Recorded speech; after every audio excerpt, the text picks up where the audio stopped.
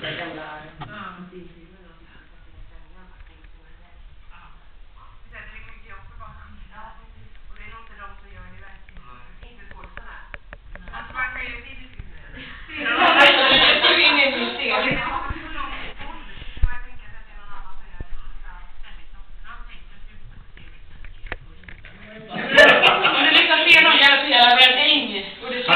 Snygg, han är så att du Han är inne, men du får göra det nu liksom. Att vi får ta sådana roller också.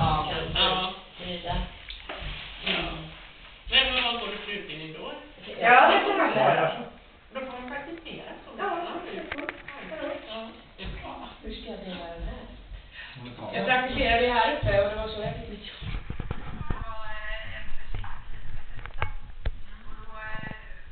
Frågar de mig om jag börjar jobba. Enda kravet var att jag började på gymnasiet och det gjorde jag. Men så hade du häst i Torreded. Torreded, ja. Min gamla bolle. Gamle man.